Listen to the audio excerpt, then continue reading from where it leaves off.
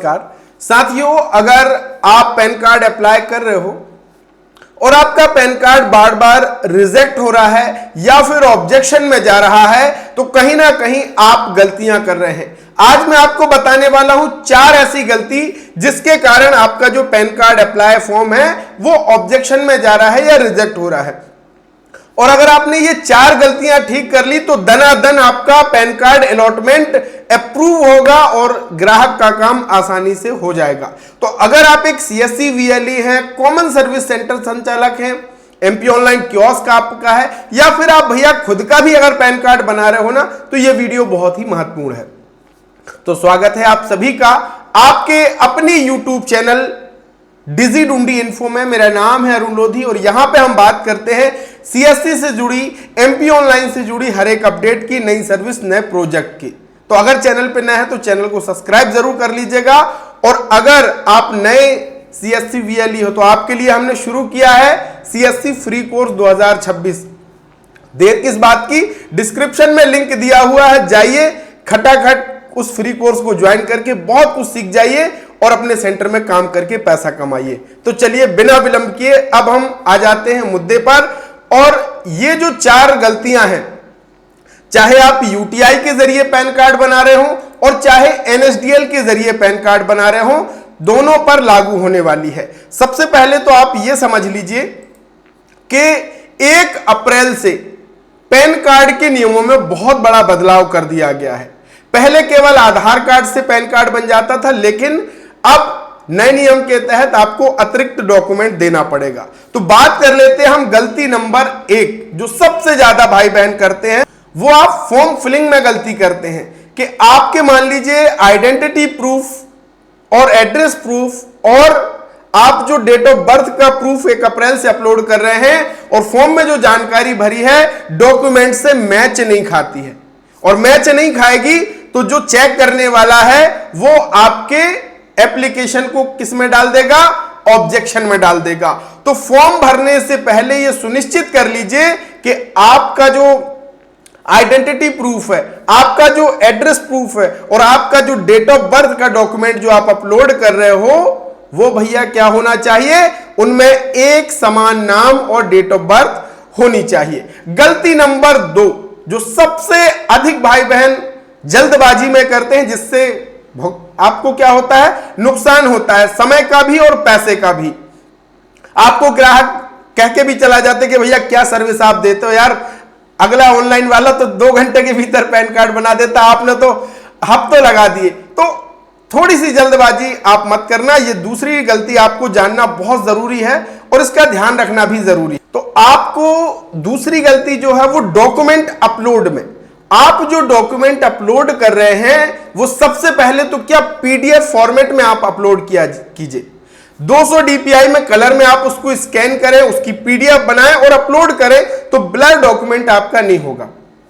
सबसे ज्यादा blur document आप अपलोड कर देते हैं या फिर जो फोटो आप अपलोड कर रहे हैं, सिग्नेचर आप अपलोड कर रहे हैं, उसका जो साइज है वो सही नहीं होता है, जिसके कारण आपका पैन एप्लीकेशन ऑब्जेक्शन में जाता है। और बाद में जब आप स्टेटस चेक करते हैं तो दोबारा वो कहता है कि भैया आप अपना डॉक्यूमेंट फिर से अपलोड करो, या फिर आपका सिग्नेचर सही नहीं था या तो फोटो आपका सही नहीं था, दोबारा से उसको अपलोड करो। तो जब आप डॉक्यूमेंट अपलोड करते हैं तो ध्यान रखें पीडीएफ टाइप में जरूर आप अपलोड करें, ज्यादा गलती के अवसर नहीं होंगे। एक बार रीचेक प्रीव्यू करके भी जरूर देख लिया कीजिए ताकि आपका पैन कार्ड ऑब्जेक्शन में ना जाए।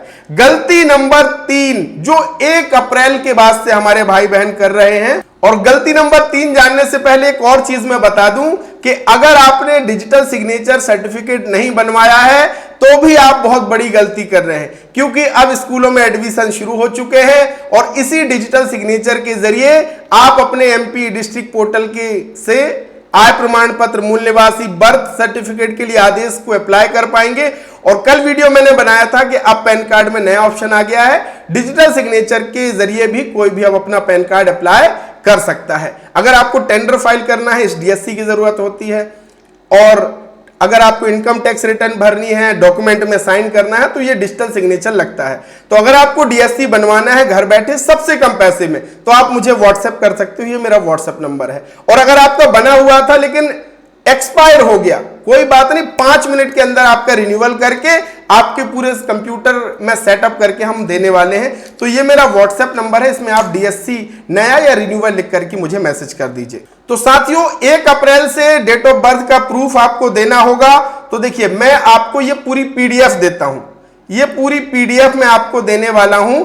इसको आप चाहे तो देखिए अभी चूंकि नया नया है इसलिए समस्या है, बाकी तो फिर आपको याद हो जाएंगे कि भैया किसके लिए क्या डॉक्यूमेंट लगना है। सबसे ज्यादा डॉक्यूमेंट सिलेक्शन में भाई बहन गलती कर रहे हैं, क्योंकि अब आपको आधार जो है वो डेट ऑफ बर्थ का प्रूफ नहीं है। आपको आधार के साथ डेट ऑफ बर्थ का जो प्रूफ है, जैसे कि इंडियन पासपोर्ट, ड्राइविंग लाइसेंस, आपका voter ID card, transgender identity card हो सकता है, आपका photo identity card central government या स्टेट गवर्नमेंट ने अगर उसको जारी किया हो, है ना, सेंट्रल गवर्नमेंट की हेल्थ स्कीम का कार्ड अगर है, एक्स सर्विसमैन आप रहे हैं वो इसके लिए मान्य हो जाएगा।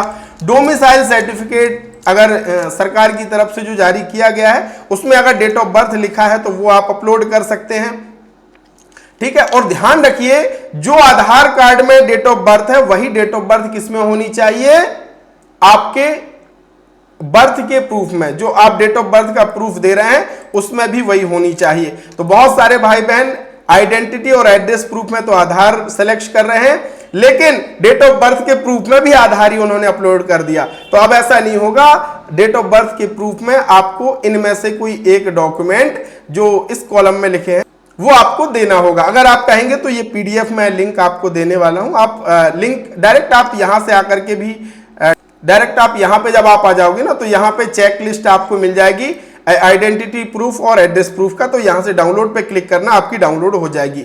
बात कर लेते हैं अंतिम गलती नंबर 4, और ये सबसे महत्वपूर्ण है कि आप भैया पैन कार्ड अप्लाई करते समय कुछ चीजें ध्यान रखें।